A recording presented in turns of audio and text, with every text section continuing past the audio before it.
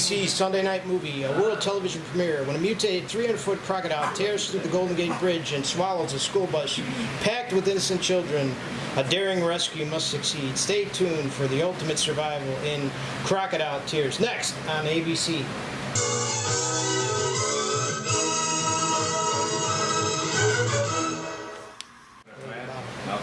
Alright, pull to the top. Fade in. Let's go. Fade in. External Japan Harbor. Tokai Nuclear Power Plant. Day. Timeline. June 20th, 1975. Tokai Nuclear Power Plant, Osaka, Japan. A large storm at sea is forming as dark clouds gather over the Pacific Ocean. As we crane down from above Mata Nuclear Power Facility, we rest on a sign. Tokai Nuclear Power Plant. Since 1966. Internal Lab. Day. The hands of Dr. Sopote Honda, age 29, came to rest on a beaker as he pours a sample into a vial. He wears a mask and a doctor's lab coat. Nearby is his wife, Sandra Honda, age 25, pregnant lab technician, smiles through glass at him. He waves at her and continues his work. Internal office day. Sandra makes her way through an office. There on two TVs suspended upon a vector, we see the gathering of what is Hurricane Romana near the coast of Japan. She places her hands on her 6-month pregnant belly and listens to the newscast. On TV, we see a widening group of circles from what appears to be an earthquake in the Pacific Ocean. Sandra looks positively livid as she contemplates the news. Internal nuclear plant, lower level, day. Men in hazmat suits cleaning and doing their daily checks down in the high energy zones.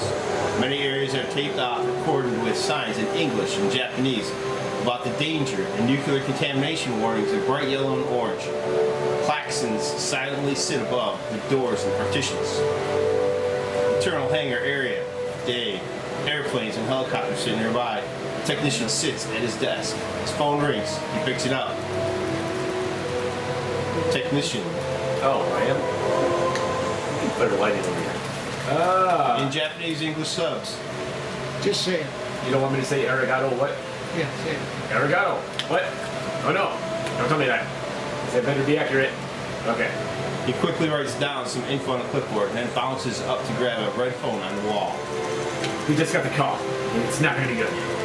External ocean surface, day. A wall of water, probably several hundred feet high, gathering at the epicenter of the hurricane, is moving super fast from deep at sea. Internal hangar area, day. The technician has several pilots manning planes as the alarms are ringing everywhere. Planes and supplies being sealed shut as the pilots quickly are seated and taxi out onto the runways. Something huge is coming down the pipe, and they have to be airborne before it gets there. Internal nuclear plant, lab, day. Dr. Honda looks up and sees his wife at the window again. This time she's not smiling. She points to a monitor behind him. Dr. Honda turns his head and drops his mask. Oi! Oi! Oi! On the monitor is a general. Below him are Japanese writing in yellow stating nuclear power plant lockdown and safety procedures. External hangar, runway day. Planes taking off into the darkened sky. They are moving away from the storm. External ocean surface, day. The wall of water is perhaps 1,000 feet high now and is moving at a high speed. Bird flocks are swallowed up by the massive water as it gains distance and moves inland. We can see the power plant from about 10 miles offshore. At this speed, it will be there momentarily. Internal hallway, day. Dr. Honda and his wife, Sandra, are running down the hallway. His alarms, klaxons, and flashing lights are going off. We hear warnings both Japanese and Korean. We cut to the couple's feet as they race down the hallway. Her foot slips, and they both go down. External nuclear power plant, day. A guard outside of the checkpoint takes off his glasses and steps out from the booth. He drops his glasses to the ground and gazes, jaw dropped at a wall of water that has created an enormous shadow cast over his entire body. It's all over! He drops to his knees as we see the reverse angle. The tidal wave is about to crash the shore. Internal hallway, day. Sandra has sprained her foot and Dr. Honda has her up as they make it into a break room. We can see the room has no windows and is surrounded by large colored bricks. Other members of the power plant are huddled in the corner of the room. It has quickly been cleaned out. The faces of the people look up in stark terror as they wait for the inevitable hit. Dr. Honda and his wife join the circle. They join hands. Silence. External coast, day. The tsunami hits and crashes, destroying everything on the coast. The water cascades over swallows the entire power plant as if it were a bath toy. Internal power plant, day. Windows burst as glass explodes and water floods the rooms. Internal hallway, day.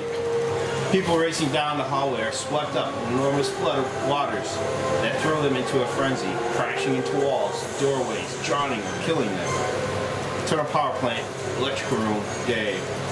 Water pours into the electrical room as technicians and workers are drowned with ferocious force. This flooding knows no mercy. The electrical power grids and the cooling systems are swallowed up by an enormous water instantly. Energy generators are also flooded. Everything becomes submerged. Internal break room, day. Water thrums through the crowded circle of people who are pulled apart and set swirling into a frenzy of waterborne carnage. Dr. Honda holds onto his wife's hand and refuses to let go. External coast, an ocean subsurface, bird's eye point of view, day. The tsunami slowly settles as it is covered now many miles inland. Internal power plant, day.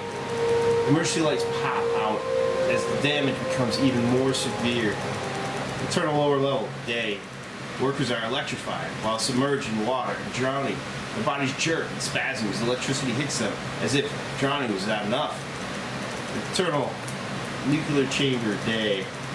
Close up on the fuel rods, they are red and getting hotter. Internal hydrogen gas generator, day. Flood water hits the generator, causes an ear-shattering explosion. Internal break room, day. The survivors are swimming to the top of the room, which has a high ceiling. They are perched with their faces trying to gasp for air from the few inches left at the top. Dr. Honda and Sandra are too clinging to a corner and catching what little air is left in the room as others have been drowned. Internal control room, day. Screen reads, electrical grid failure. Once colored and flashing, the words have now been permanently burned through onto the glass screen, and several dead workers float, drowned underwater. External high angle, day. Female helicopters and more start to descend upon the flooded scene as we see the power plant, and it suddenly becomes animation as the movie brings us into an explanatory prologue. Narration, Yo. Following the tsunami that hit the Tokai nuclear power plant on Friday, June 20th, 1975, resulting in the death of 119 workers and injuring of several others. The grid failure due to flooding caused a hydrogen explosion, which in turn set the nuclear fuel to overheat the core fuel rods. We see animation showing the description. Once the explosion and flooding damaged the core, the main reactor was breached, leading to a significant release of nuclear material into the coastal area and Pacific Ocean. More animation shows us as a concentric effect. Nuclear radiation seeped into the sea for days, weeks, months, and even years after the event. Workers of the plant suffered radiation poisoning from mild to severe, with some dying. External ocean coast, day. A large female saltwater crocodile swims down under the current. We can see dark radiation entering her spot as the animation shows the crocodile becoming contaminated. External underwater, day. The contaminated crocodile appears to be in an animated bubble, freezing her in place and floating her gently to the bottom of the ocean. Narration, Yo. From the depths of the ocean, will man's foolish reliance on nuclear power create a startling mutation that once again shows nature's savage fury? One day, you may find out. The animation suddenly turns to real cinematography as a crocodile can be seen at the ocean floor, throbbing within a kind of dark blue cocoon, the radioactive cloud totally putting her in a stasis. The chrysalid reptile pulses within the radiation. We pull right into the crocodile's eye. Crocodile tears. External San Francisco Bay Area, morning. Timeline, Tuesday, April 22nd, 1997, Earth Day now. We rest above the beautiful Bay Area skyline as the main titles fade out and the timeline instructs us on the time jump. San Francisco Bay Blues by Eric Clapton can be heard playing on a radio somewhere. It is a beautiful sunny day. People are out and about. The Golden Gate Bridge can be seen in all of its utter splendor. A Goodyear blimp carries a tale that reads, Earth Day asks, what can you do for your planet? The blimp floats by as we crane down from the high point of view perspective and float down into a small elementary school with a bus loading up. The sign reads, Thorne Emi Elementary School, San Francisco, California. Loading onto the bus are young teacher Lorraine Kendall Dreyfus, age 33, think a younger Kristen Wiig type or female comedian.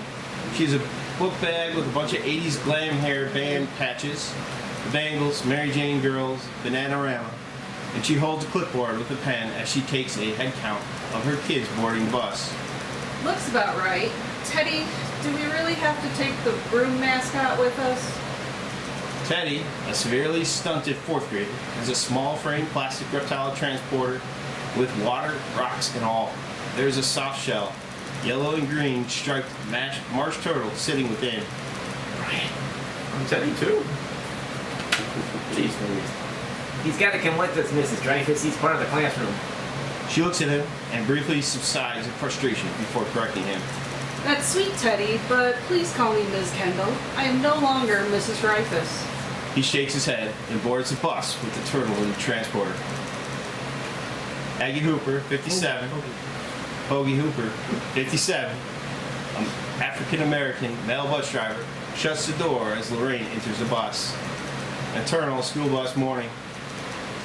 Okay, Hoagie, that's all of us. 21 souls, including yourself. We are now in your hands. Ooh, the Museum of Natural History. Happy Earth Day, Mrs. Dreyfus.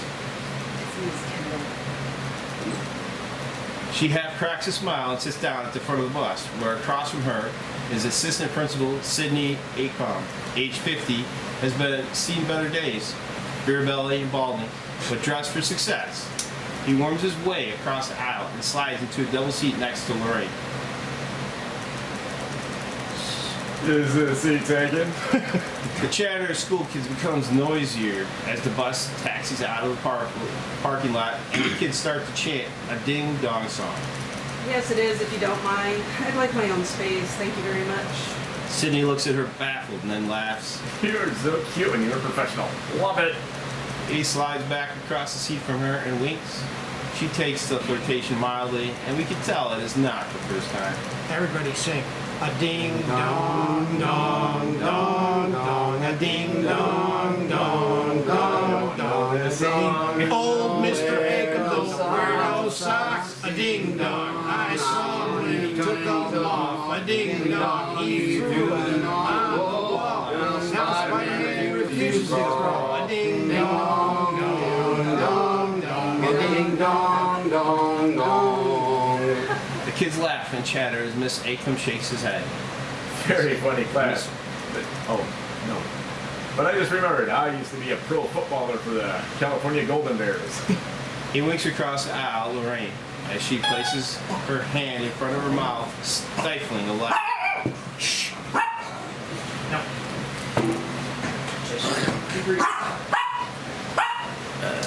She sneezes, a faked one. On her lap sits a large, blocky satellite phone. External bus above morning. The bus travels out of the parking lot and onto the street as we crane up and show the coastline of the San Francisco Bay. Wait, stop.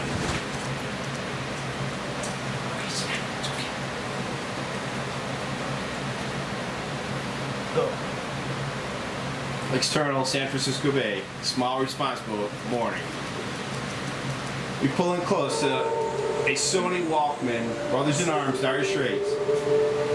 Vertigo audio cassette tape can be seen through the plastic window. The tape starts rolling as a thumb hits play. We hear the boats roar and wait as we also hear seagulls in the background. The song Money for Nothing by Dire Straits probably begins its intro on the soundtrack. as we start to pull back. We see a guardsman as we pull back further wearing an MTV black shirt under his patrol uniform. This is Rescue Swimmer Guardsman Chance Cherokee, age 35, 5'10", lean, rugged, supremely confident. A small ponytail from his jet black raven-colored hair. He is of old world, looking like an indigenous warrior from another time and place in history. He pulls his goggles over his eyes. He puts on a wire headset. He smiles. He gives a thumbs up to another guardsman standing at the stern. This is Officer Frank Momoa, 41, a Polynesian American, tan with many tattoos and a buzzed crew cut. He replies back with thumbs up. Chance's barefoot lifts off the back of the stern and places it into the blue water. The music intro starts to hit its crescendo. Chance's hand grabs onto a steel bar. Frank's hand lets a cord winch go.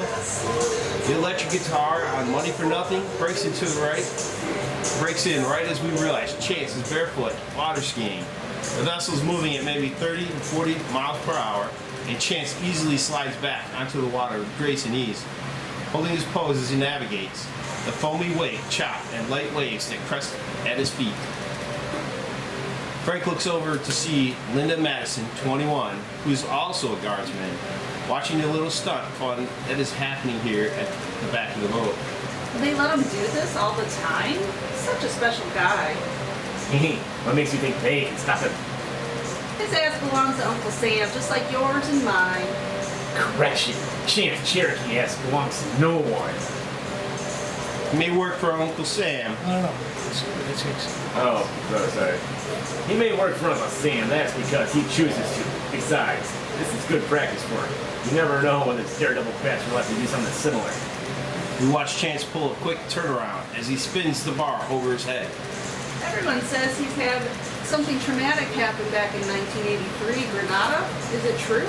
It is true. Chance froze up when he should have acted, resulted in the death of a few guardsmen. Ever since, he has taken every single chance he can to do whatever he can, whenever he can. That's why he's nicknamed Chance. It's not even his real name. If I did this, I would get shit canned. First of all, you wouldn't. That's because you're not Chance Cherokee, ma'am. He's responsible for more rescues swimming in the past 15 years than all of us combined. Commander Schneider turns his head and tells the other high rankers to do so. Sounds like he has a death wish. Chance zigs around a buoy. He's jamming his head to the music. More like a life wish. He believes his ancestors are guiding him. Well, what do you believe? I come from Polynesia. We follow similar paths. For instance, we both have totems. His totem is the orca. Mine is the filthy seagull. He shows Linda a carved soapstone seagull on a rope around his neck. What's a totem? Totem's a Native American spirit guide. We get 9 in our lifetime. 9? The 9 directions in life. North, south, east, west, above, below, within, and left and right. 7 animals choose us while we choose the other 2. This is the heart's desire animal, from the within direction. So what are mine? I'd go on a vision quest for that, hon. Chance thumbs up as Frank starts reeling in the cord, his surfing chrome. Linda shakes her head and laughs. Chance is slowly pulled towards the stern. The song ends as we follow the boat from above. You get your money for nothing and your checks for free. Look at that. I want my MTV. External USS Navy air carrier Langley morning. The giant vessel plows through the Pacific as we dissolve from the clouds above. The sky is bright blue and it appears lit by clear sun rays. Internal Langley control room morning. Buster, 38, a bald radar control technician, sits at his console. He's reading a magazine with Steve Irwin on the front cover. He puts it down briefly and acknowledges a blip on the radar. No. What are you doing, little bugger? We zoom in on the blip. Next to it are the typed words USS Alabama.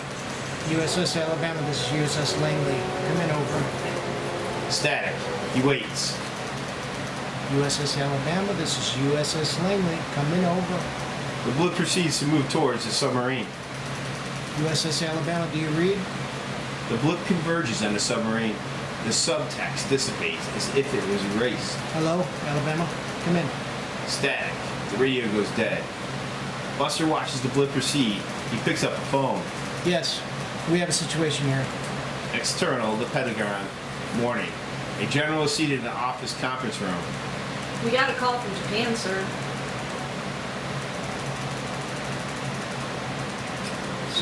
General? General, that's John here. Okay. We believe the situation has taken a turn, sir. The secretary slides him a dossier, and this. Oh, Last 24 hours. he opens the dossier file. Top secret Tokai nuclear power plant. He brushes through the papers. What are they calling it? Code name. Crocodile, sir. Just like it says. Crocodile? Who's the expert who came up with that name? His name is Dr. Sampote Honda, sir. The general holds up a clear, transparent sheet with a cross-section view of what appears to be a large saltwater crocodile. Why are we talking to this Dr. Honda? He's en route, sir. We believe one of our subs was attacked. Attack, you say? We have visual now. The visuals have been verified, sir. At 0920 PST, the USS Alabama was bit in half by an unknown hostile. Excuse me, did you say didn't have? Affirmative, sir.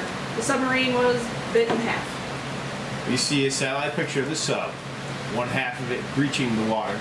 The steel looks serrated on the side where it was cut. It looks like giant serrated teeth plates. External Bay Area, Golden Gate Bridge, morning. A crowded line of standing still traffic runs all the way down the immense bridge. We pull in from above and rest on the bright orange school bus. Eternal school bus, morning. Lorraine is talking. The hoagie on the wheel. Sorry, two hoagie. The hoagie at the wheel. The kids have quieted down, although they continue to make faces and holler at cars and trucks next to them. A lemon truck filled with fruit passes them on the right. So are we going to be late for the museum's IMAX showing of the Island of the Sharks documentary? It starts at 10:30. Are you sure? Unless I can sprout wings and fly over this awful traffic, there isn't any way in hell we can get there on time. He points to the CB.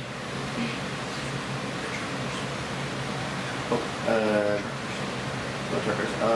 Lorraine frowns and turns back in the walkway. Just look up at the wall. Oh, the truckers on the other side said it's at least a 30-minute delay. Lorraine frowns and turns back to walk right into Sydney. It's a 30-minute delay at least. I don't mind reminiscing and spending time with you if you shoot the breeze. Unfortunately, several kids do get car sick. Under her breath. I'd like to shoot you. Well, this is a bus, not a car. Lindsay and Tommy were already sick. Sydney sits back down and takes out an electronic poker game. Don't fry your brain on that now. You need all working cells to keep reproducing. Brains over brawn.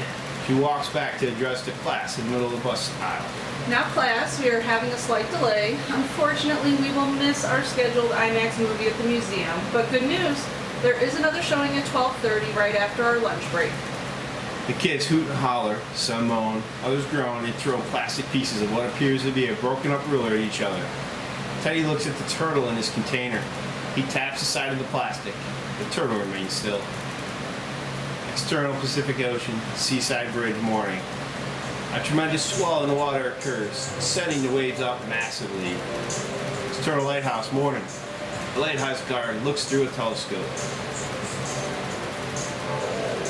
Lighthouse guard. I got guard. Who's the lighthouse? I got guardsmen too. What the hell is that? His phone rings in the wall behind him. He looks up anxiously. External bridge, morning. Under the bridge, the water swell is now moving, as if something large is below it. Something very large, perhaps 300 feet long. A small sailboat gets hit with the swell and rises and falls precipitously. A pleasure yacht also gets lifted as the swell continues to move. People on the beach from afar suddenly see the movement in the water as they point and babble. Something's not right. Something's about to happen. Pure silence, and then cut to East Coast Guard, SR boat, morning. Chance and Frank at the stern. The boat is making its daily rounds. thinking about taking the first week in June.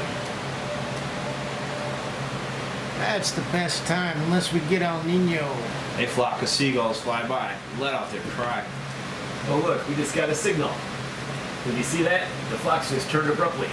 Could be significant, Kimasabi. Gulls always meditate from the veil. Life turning to death, death turning to life. What does that mean El Nino is going to turn and hit us? All unfolding, brother, all unfolding.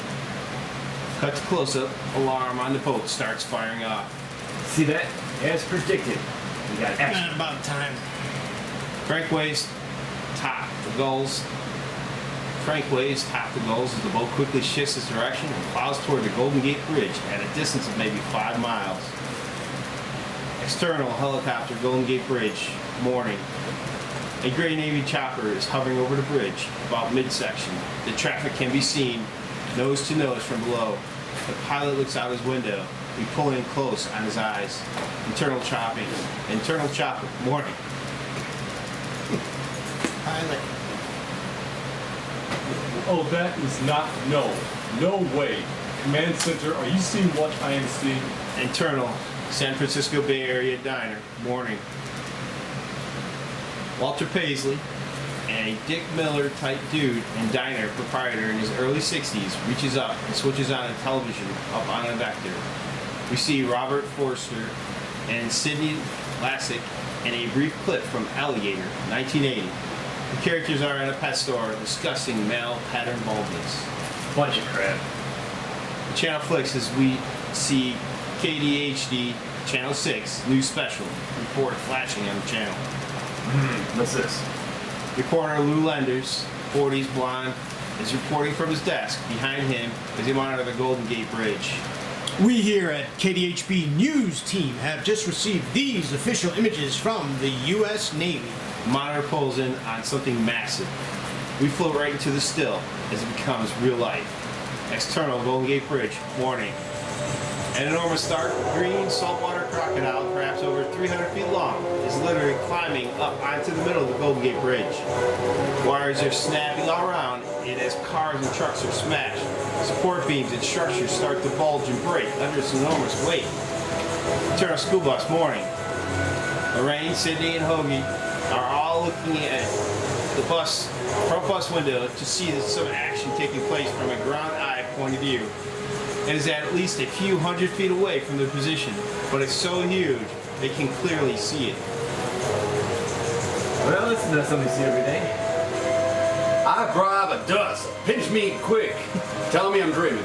This is no dream. I'm afraid we are very much awake. Their jaws drop. Hoagie tries to put the bus in reverse, but the traffic is nose to nose. Everyone on the bridge is literally trapped. Exit Coast Guard, SR boat, morning. Chance and Frank are now at the bow of the boat with other officers, Linda included. They are coming up on what can only be called horrific. Great Spirit, mercy. Amen, brother. Is this real? How can this be real? External bridge, high angle, morning. Support straps are snapping and flinging steel wiring in all directions. The crocodile smashes her foot onto a more paved bridge, and it buckles under her immense weight like saltine crackers. The bridge is going to crumble underneath her weight. External bridge, warning. People have begun to abandon their cars and trucks, screaming as they run, and race past the halted traffic. The screaming is like something out of a hurricane. External Coast Guard, SR boat, morning. The boat gets closer as the bridge starts to buckle under the immense weight of the giant reptile. The whole thing's gonna go. We have no training for this sort of thing. What do we do? Save people in the water. And who saves us? Frank shakes his head. Prep to get wet, ladies and gentlemen. Internal boss, morning. Hoagie tries opening doors, but a nearby truck is slid too close in the right-hand lane. We're gonna have to get out of the emergency exits. Open the windows, quick! The trailer begins screaming as suddenly the whole bus moves. External bridge, morning.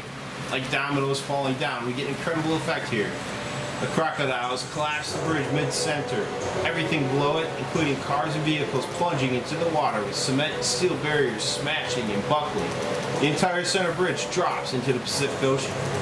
We can see the Coast Guard boat from this vantage point. A A tidal wave kicks up from the collapsed midsections of the bridge as the crocodile lands belly down in the water. The tidal wave spirals out to concentrically as we cut to a high bird's eye view angle. The wave repels boats and cars and other forms of flotsam and jetsam that have dropped into the water. External Coast Guard, SR boat morning. The tidal wave is so extreme it lifts up the small boat as Frank, Chance, and Linda, among other, all have to hang on for dear life. Everybody hold on! The boat rises and then crashes down without flipping. Water saturates everyone on board. The deck now sits in 1 foot of seawater. External sea level morning. Crocodile settles on the massive broken bridge pieces. She is still above water. She turns her body to face the west side of the bridge and lies flat. External bridge street level morning. Massive domino effect of chaos. The bridge, having split, collapsed in the middle, is causing 2 sections of the right and left side to slant down and inwards. This is the effect that allows several vehicles and people to plummet down to their deaths. External bridge, school bus, morning. Everyone shrieks as the bus begins to slide on a 45-degree angle. The pace is only slowed by the cars before it, like a strange train going over a cliff. We see the following snippets of pure disaster as they occur. A 1969 brown Chevy and a Smokey the Bear sticker reading "Only you can prevent forest fires" goes hurtling off the broken bridge and impaling itself on rebar. A 1970 blue Oldsmobile with a "Save the Whales" bumper sticker skids sideways and flips onto a 360-degree spin as it cascades off into the waters below. A 1983 maroon Chevy Caprice Classic with a rusty Brooks sticker on the window flips the edge off the bridge and hangs precipitously. We can see the entire understructure of the car is severely rusted. Luckily, all those cars were empty. External bridge entrance, west side, morning. A green 1978 Oldsmobile opens its door as 2 little old ladies run for cover. Run, Rose, we gotta run!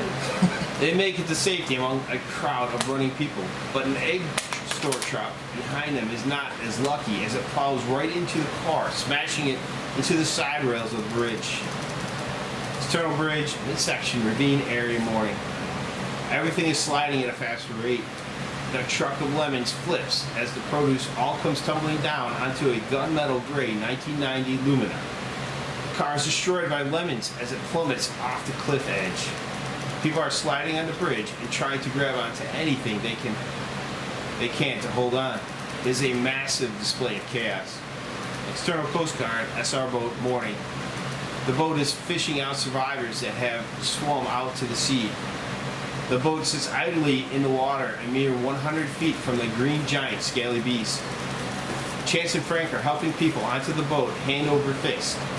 Lorraine is trying to calm others down once brought aboard. Several survivors are in a panic as they watch the bridge mayhem continue. External bridge, bus rolling, morning. We see the school bus rolling at a tremendous speed as everyone inside has been flung to the front and are crammed in that section due to the effects of gravity. Lorraine struggles to hold kids from falling through the window glass. External sea surface level, morning. Crocodile opens its enormous 75-foot long jaws, and from this angle we can see its cavernous mouth is lined with savage, jagged teeth. A huge pink tongue and water from the surface swishing in and out with foam. External bridge, edge, morning. The bus slides right off the edge in a perfect 45-degree angle. Internal bus, point of view, morning. Everybody screams inside as a roller coaster bus flies through the air and right into the open mouth of the crocodile. External crocodile's open mouth, morning. The bus, unlike other vehicles, is moving so fast it shoots right down the black opening that is the reptile's esophagus. Other cars are not so lucky. They fall onto the teeth and are savagely punctured. While some other cars and vehicles land outside the mouth, hitting the water hard, people and car parts are dropping everywhere. A 1993 Cayman Green Ford Explorer with a Jurassic Park sticker on its window slams into the bottom row of the crocodile's teeth and slides off sideways, sinking into the ocean. People are trying to swim out of the reptile's mouth, but it's not so easy. A Harley-Davidson biker with alligator boots has fallen and lifts up his bike. He revs it and tries to draw it on the monster's tongue, but with a flick, he and the biker spit out at the side of the under wall of the bridge and hit the cement with a sickening thud. The bike and dead rider slide down into the water. A Japanese woman tries to swim past the teeth and is successful. Another man is stuck between the teeth and spits blood out of his mouth right into the camera lens. Foam and froth swirl as people try to swim out or manage their way out of the jaws of the beast. But something awful happens next. The crocodile decides to close its jaws. People are snapped in half randomly. Car parts are mashed and pulverized. Some victims are able to escape and spill out of the jaws into the water. Others are drowned under its tongue. Some are crushed and smothered instantly. External bridge edge warning. A gray 1986 Honda Civic pops its clutch and revs in fourth gear as it burns rubber and then loses its ability to move forward. The driver inside and his car bounce off the crocodile's closed snout and into the air, crashing into the water. A black 1993 Honda Civic with a Road Warrior sticker slides sideways and flips over about 6 times before smashing into the crocodile's immense head. External crocodile warning. She flicks her head gently sideways, and the black automobile is totaled. A 1978 tan Impala flies into the water, smashing survivors trying to make a swim for it. The scene is like something out of an ocean hellscape. Bloody body parts and half-eaten people litter the sea surface. External bridge edge. Flat area before dip, morning. The falling of cars and vehicles starts to slow down as we realize the very worst is now over. At the very precipice of a teal 1967 fastback Mustang is able to rev itself and safely drive the bridgeway as it dodges other fallen as if it were in an obstacle course. We hear the song Low Rider playing on its radio. People are running and screaming, terrified as they hold on to their children. The scene is caustic, frightening, horrifying. External, bird's eye view, morning. From above, we see the devastation of what can only be considered a freakish, large disaster. The crocodile lays silently among the rubble. It is resting now. The bridge remains suspended. Smoke and debris are everywhere. External Coast Guard, SR boat, mooring. Chances a life preserver and is hauling people up on board, but the boat is quickly overfilling with survivors. We can't hold anymore. No, brother. Kimasabi, where's our backup? She's coming. She's on the way. External barrier, morning. A large Clipper Coast Guard ship is at top speed coming into the harbor. Above we see 2 F-16 jets do a flyby. A CNN news truck on the mainland is filming the chaos as it unravels. Cut to eternal TV screen, morning.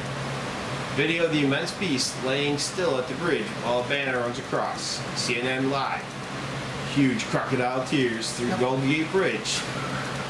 Live, San Francisco. CNN reporter. The incredible catastrophe took place around 10 minutes ago. We had no warning, and as you can see behind me, an entire middle portion of the bridge is now completely collapsed. Dr. Honda, now older with glasses and gray hair, is watching a TV screen inside a large limousine. We have arrived, Dr. Honda. Oi! Arigato! Dr. Honda nods, grabs his briefcase, and gets out of the limo. External pillar point, Air Force Station, morning. Dr. Honda exits the black limo and is immediately met by Air Force personnel. They accompany him inside the base. Internal briefing room, morning. Massive chaos, people chattering and yelling over one another. Generals and other military figures are sitting in distress. Coffee has been spilled. Screens surrounding them show off different views from aerial and ground level of the crocodile's immense destruction. The Coast Guard has every intention of working with the Air Force and the Navy to do whatever we can, there's no question. Assistant. Should be Holly. FEMA has already been alerted. They are sending supplies ASAP. Scheider, 53, is a gruff, tanned man with a lined, craggy face. He has seen better days. His assistant is a blonde, 40 years old woman who has an entire map of San Francisco Bay Area spread open on the meeting table. They're circling off areas. A past his prime 65-year-old gray general is the loudest. We have to cordon off areas and evacuate the Greater Bay Area. Who knows what this thing will do if he comes ashore? It is a she, not a he. The entire room suddenly goes completely silent as Dr. Honda makes his presence known. Oi! They look to him. I don't believe we have met. This is Dr. Honda from Osaka, Japan. The general moves to shake his hand. General, Doctor, please, everyone. We have much to talk about, so let us begin. The room chatter starts to whisper and murmur again as he takes a seat, and the rest of the individuals also sit down. Oi! They, Oi! they quiet Oi! again. External barrier boarding.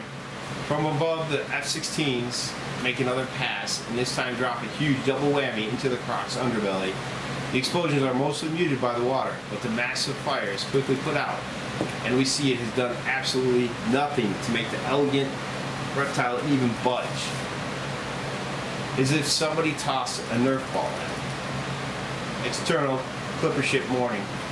Both Chance and Frank are at the mast, watching the incredible display of firepower that just went off. Nothing. Bombs at zero effect. Mother Nature, she's not happy today. They walk towards the edge of the ship, and both use telescopic tubes to see better what is happening. Point of view through tube, the crocodile appears to be sleeping. It lies on the rubble, half submerged, half above water. It is silent and doesn't move. The tube pans, and we see more bridge crumble and drop off from above. Cascading down the reptile scales, the spot where the bombs went off has some water movement. What you think, Frank? 300 feet or meters? Oh no. Can't see what the tail is. Oh, Guinness, you have the largest animal ever recorded and exists in the 20th century. Don't that beat all? Cut to, Chance pulls back away from the scope. He plays with his medicine bag. Something tells me there are big plans for all of us today.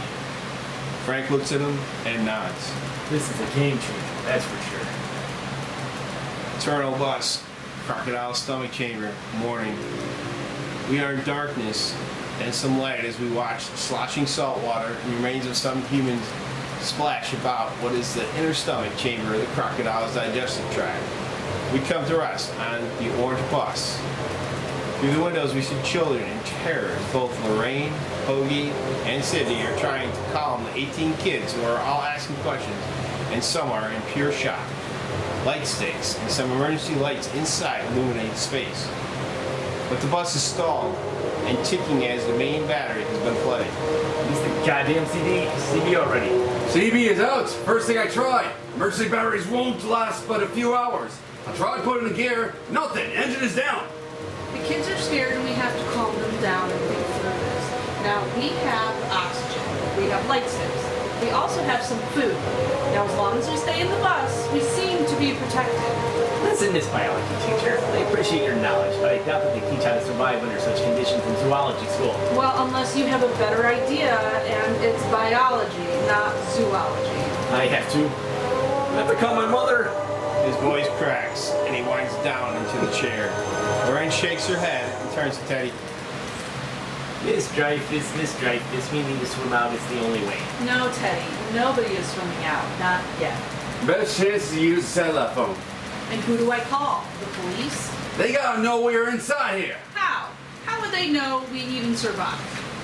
I'll nuke this animal and all this will vaporize. Rises from his seat, panic-stricken. Lorraine has had it. She takes charge of the situation. Enough! Enough! Enough! Everyone sit down. Sit down. Back in your seats now. Everyone, please. Please! The kids are scared, but they sheepishly all sit back down.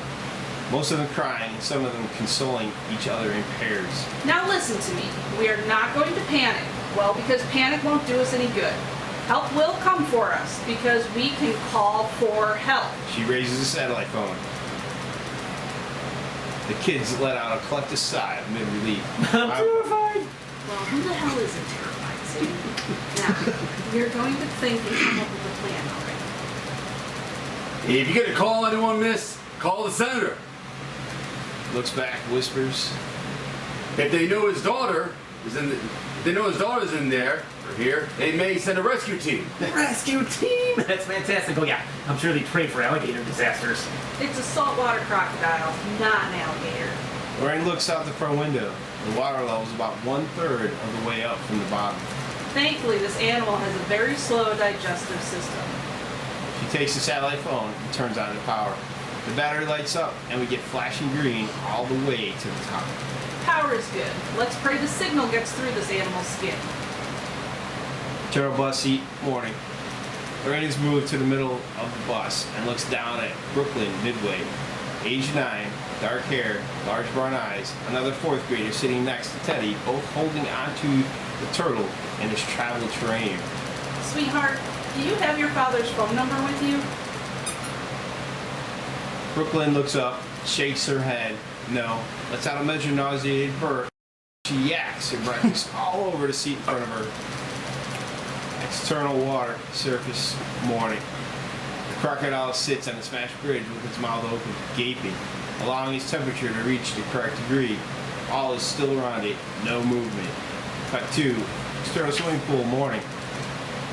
Robert Midway, 47, has just climbed out of the pool, and his wife, Belinda, age 41, comes running out of the expansive mansion house in which they live. A crocodile mill toy sits on the lawn nearby the pool. Honey, what's wrong? Cut 2, internal briefing room, morning.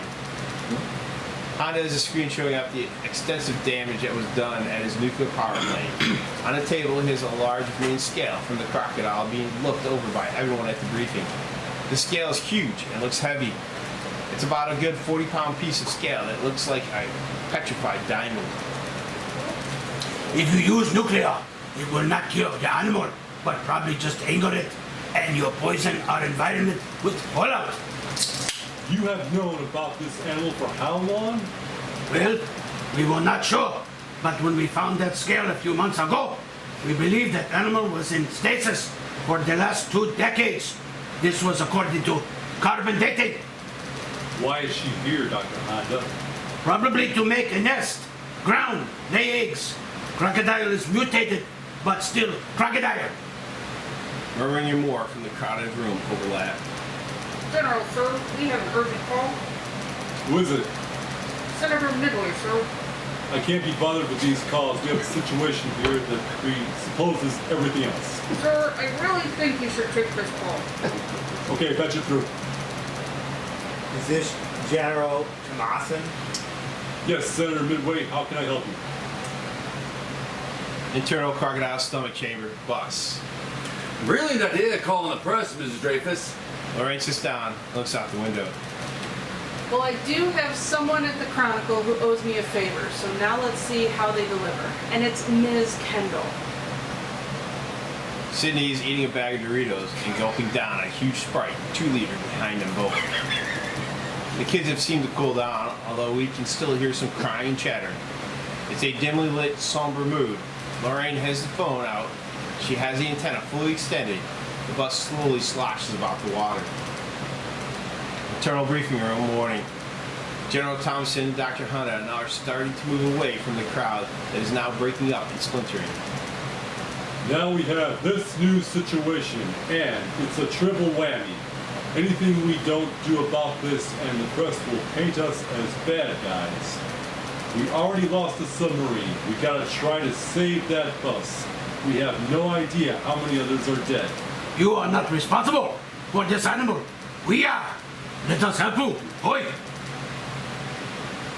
Commandant Schneider pushes through the crowd towards the 2 men. I'm sorry, General, but I think I may have an answer to your problem.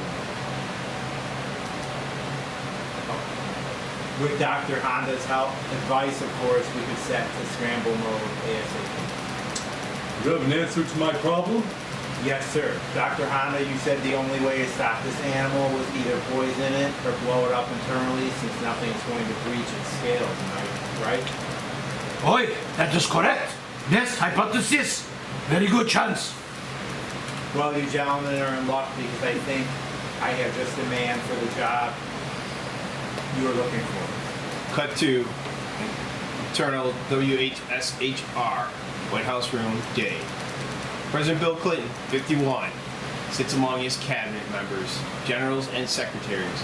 They're having a briefing with several monitors on screen, playing the chaos which is being recorded on San Francisco. You will be going on live in less than 10 minutes, sir. Is there anything else we need to know? Let's hope the San Francisco freeways are open. He stands up and moves past several others as the Secret Service follow him into the press conference room. We cut to looking inside of the camera in the press room.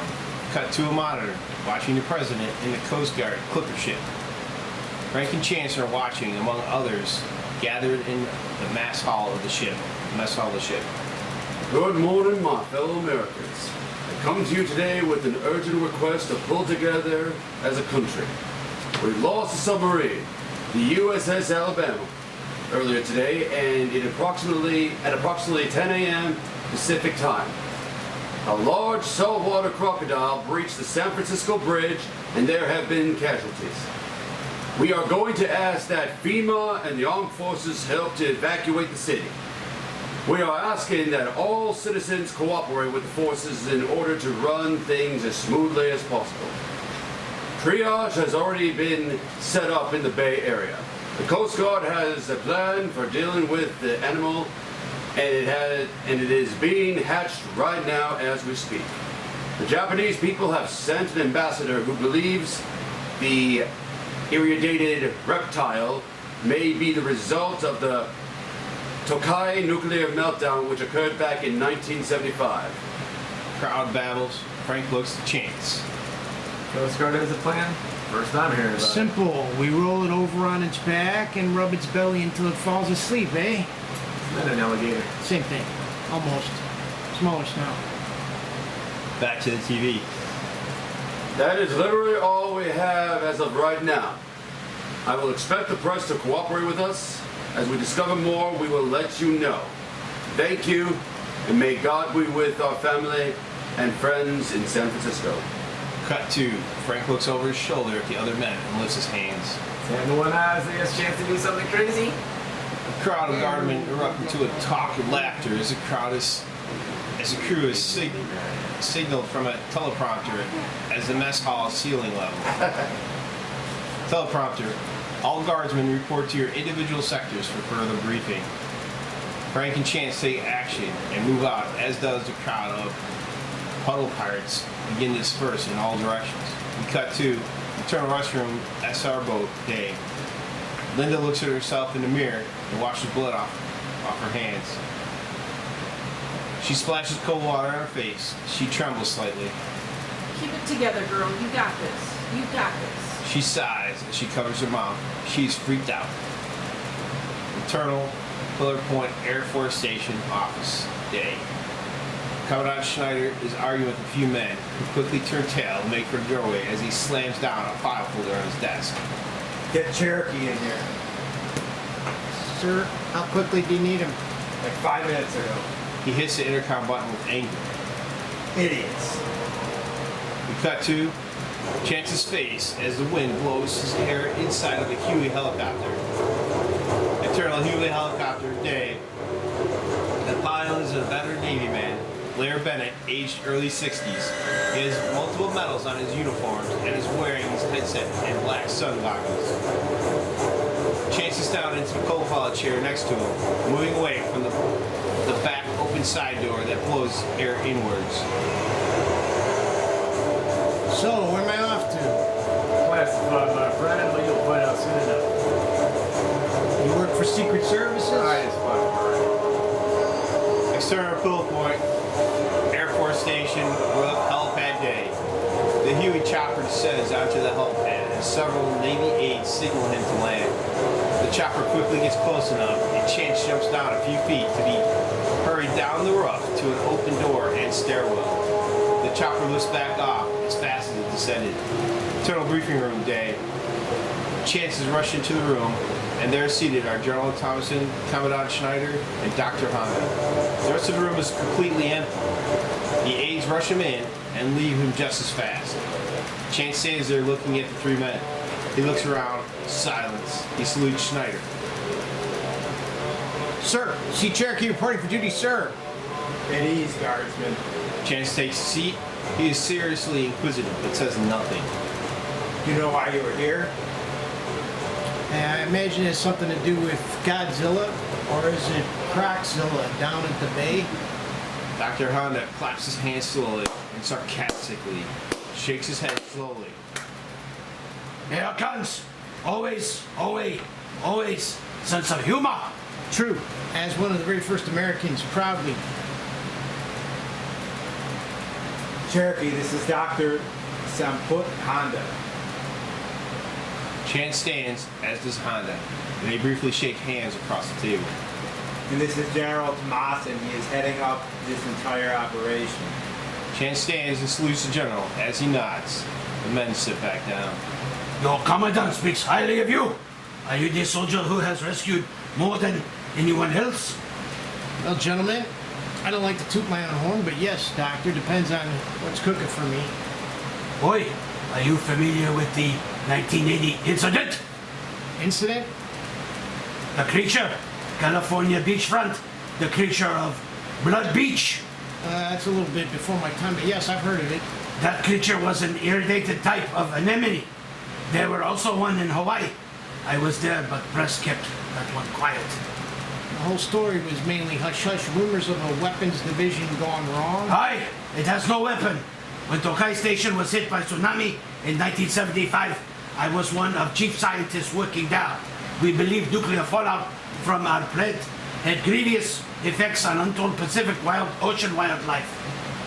The anemones and this crocodile have most certainly been affected. What Dr. Honda is telling you is that because the creature is nuclear, our chances of destroying it with any such firepower are zero. Oi, the creature cannot be killed conventionally by any weapon we have. And to use nuclear bomb would be pure folly. Well, why don't we just wait for it to leave? Perhaps we'll go back to where it came from. That's not our problem. The president said the bay is being evacuated. Triage already set up. Chance, we have a proposition for you. Do you know who Senator Midway is? Not personally, but yes, I know of him. He does not exactly do the most for the indigenous. His daughter Brooklyn was on a bus from Thorn Emmy Elementary on a 4th grade field trip to the Museum of Natural History. That bus was on the bridge when Crocodile hit. They show an 8x10 picture of the golden colored school bus. More than a few pictures. The license plate on the bus reads 0070981 San Francisco. That bus is now inside the Crocodile. Its passengers are safe inside the bus with the animal stuff. Well, huh? The teacher on board has a satellite phone. She used it to make a call to the San Francisco Chronicle. The press knows. Her, the bus driver, the assistant principal, and 18 children are alive and trapped inside the creature's stomach chamber. How the signal got through, we can only guess. Oi, the gaping with its mouth wide open to regulate its body temperature after all the activity and bombs. Also, as an ectotherm, it needs to constantly regulate its temperature. Wait, you gotta be shitting me. Legit? It's legit. And this lady was ballsy enough to go right to the press, knowing damn well if she called anyone else, they'd just assume that busload of kids was collateral damage, senator's daughter or not. Affirmative. Catches on quick. So you guys are caught between a rock and a hard place. Should you choose to accept this mission, we cannot guarantee your survival. But we can guarantee a large compensation for you and the indigenous tribes you allocate for yearly here in San Francisco. You will receive credit. That's right, we get right to the point. We're not inside the teepee, but we're gonna make a deal. This happens all the time and I never get credit. Nobody ever does. It's all the top brass only. We are serious, Chance. If you could pull this off, we will kill 2 birds at one stone. 2. How's that work, sir? This creature is like most animals. Its insides are soft, vital, not protected. Its outer scales are quite dense and can withstand incredible pressure and firepower. But insides are vulnerable and weak. He pushes a large green scale on the table over to Chance to inspect. He lifts the scale up off the table. It weighs a ton. We have a planned soldier. This is where you come in. Oi, our strategy is to kill this creature from the inside. It's unprecedented and it's a suicide mission, but you are not afraid to die, as we all know. We have a special dive suit that is anti-corrosive. It's new tech, hasn't even been patented yet. You would be a guinea pig, so to speak. You wear the suit and repel inside the creature's mouth where you swim, walk, crawl. You find the school bus. Yeah, I get that much. How's the suit tech? The suit has scuba gear built in the helmet. Have you seen the movie The Abyss? Similar to the tech in that film, but you will be breathing regular oxygen, not liquid. The suit only has enough oxygen for 60 minutes. Conserve it when and where you can.